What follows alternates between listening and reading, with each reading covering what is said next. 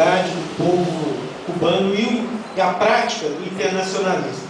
Acho isso muito positivo. Gostaria, não foi tocado nesse assunto aqui, mas acho que os jovens, não só brasileiros, os jovens mundiais, que viveram, incorporaram muito as lutas do povo cubano, incorporaram inclusive as lutas do seu pai.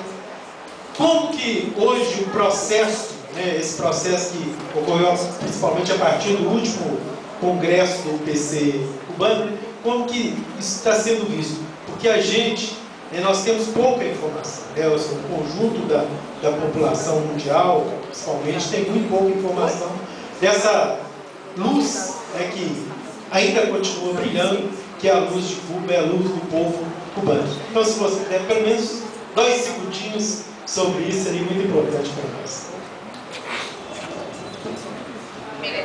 Eu vou fazer uma pergunta bem parecida. Porque eu sou o Elson, eu queria perguntar bem próximo dessa pergunta mesmo. O que a gente ouve muito através da imprensa é uma massificação de críticas a Cuba, que é uma ilha, que as pessoas vivem na miséria e que Fidel Castro vai morrer e não se sabe qual que é o futuro de Cuba após a morte de Fidel Castro. Então, eu acho que a gente tem uma oportunidade ímpar de escutar alguém que vive para que se coloque como que está o processo de Cuba, bem próximo dessa pergunta que a Carmen fez. Só que eu quero completar também, aproveitando a minha fala, porque eu sou membro do Conselho Municipal de Saúde, e eu queria até fazer uma comparação no sistema de saúde aqui de Belo Horizonte, que é dito como o SUS. Se o SUS hoje é um patrimônio imaterial, ele é de fato um patrimônio que nós construímos, Belo Horizonte ela é dita como a capital que tem o melhor sistema de saúde do Brasil. E aí, há algumas contradições, porque quando foi implantado o Programa de Saúde da Família, criticava-se muito esse programa na fase inicial, porque era uma medicina de pobre para pobres.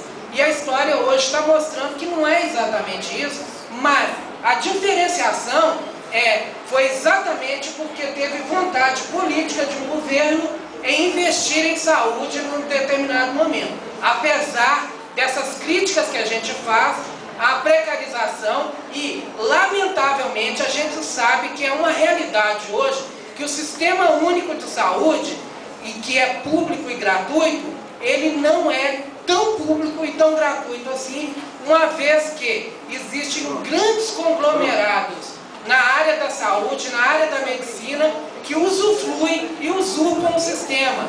E aí, infelizmente, o sistema ele é muito financiado ele financia muito as entidades privadas. Então, assim, mas eu gostaria de aproveitar a sua presença para saber um pouquinho mais de Cuba e fazer essa comparação entre os dois sistemas. ¿Se entendió? Sí, entendí. Primera cuestión. Mire, un proceso a veces tiene gente que comprende lo que está pasando y toma medidas o intenta tomar medidas para resolver esos problemas.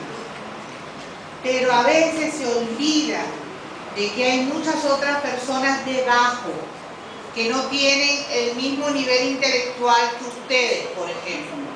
Ustedes están conscientes de lo que puede pasar en el futuro si no luchan. Pero hay personas que no lo logran entender, que son además confundidas por los medios de comunicación, que realmente son beneficiarios de ese sistema de salud, pero sin embargo se dejan manipular. Hay cosas que uno no logra entender. Un pueblo, por ejemplo el italiano, para irnos un poquito lejos de aquí, el italiano, Berlusconi en el poder, acabó con ese país, con la economía del país. Años después, Berlusconi de nuevo en el poder, elegido por el pueblo. Y tú dices, ¿qué clase de analfabetismo pragmatismo político tiene ese pueblo? ¿Qué ignorancia política tiene ese pueblo? Esas cuestiones hay que trabajarlas desde la base. Esas personas que yo vi hoy beneficiándose de este sistema de salud tienen que estar conscientes de lo que tienen y de lo que pueden perder. Ustedes tienen conciencia de eso, pero hay que pasar esa conciencia al pueblo. Hay que sentir que ellos entienden lo que pueden perderse si privatizan los medios de salud. Si no logramos eso, podemos quedar un grupo de compañeros con conciencia social que van al frente al combate, pero se quedan solos, porque la masa, el pueblo, no lo entiende. Y ahí es donde nosotros tenemos que trabajar. La fuerza está en la unidad de nuestro pueblo. Y nosotros, los que trabajamos en la salud, tenemos el privilegio de estar cerca de esos problemas humanos de todos los días. Ahí hay que trabajar. Ahí hay que hacernos escuchar para que podamos unir esa fuerza a lo que realmente queremos hacer. En Cuba ocurre así. El pueblo cubano conoce lo que tiene, lo disfruta, lo siente, está muy educado, es un pueblo muy culto. Por tanto, nadie lo manipula, nadie lo engaña, nadie lo utiliza. En los últimos años de la Revolución Cubana, hemos sufrido la crisis económica mundial que sufre todo el planeta. Por mucho que nosotros querramos, no podemos aislarnos de la realidad que vive el resto de la humanidad. En este momento, Cuba, el Estado cubano, no podía sostener más a miles de trabajadores que no estaban produciendo. Pero ¿por qué ahora Cuba toma esa determinación y no hace 15 años cuando desapareció el campo socialista y nos quedamos en el piso, en el hueco, en el fondo?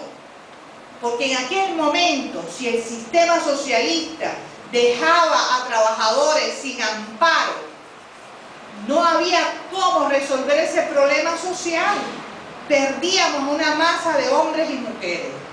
Hoy, económicamente, por el ALBA, por la unión de nuestros pueblos, Cuba puede dejar sin trabajo a miles de personas estatalmente, porque puede facilitarle la posibilidad de trabajar por cuenta propia.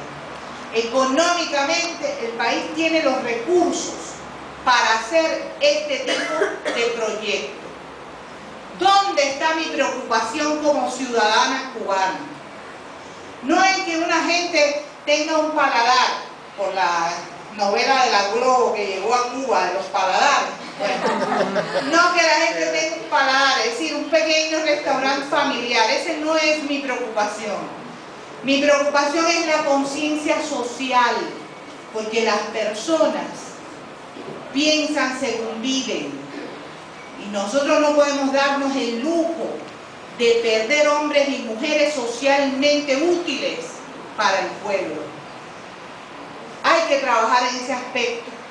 Hay que trabajar continuamente en que estos trabajadores ahora, por cuenta propia, no se desliguen del carácter social de nuestra revolución. Eso es un reto para Cuba en los próximos años. Pero es un reto que el pueblo cubano ha aceptado. Nosotros dijimos que sí, lo analizamos en toda la población cubana. Alrededor de 8 millones de personas discutieron el proyecto económico y nosotros somos 11 millones y medio. Estamos quitando a los niñitos, a los bebés. Todo el resto de la población cubana discutió el proyecto de cambio en esos aspectos. ¿Dónde está la fuerza de Cuba.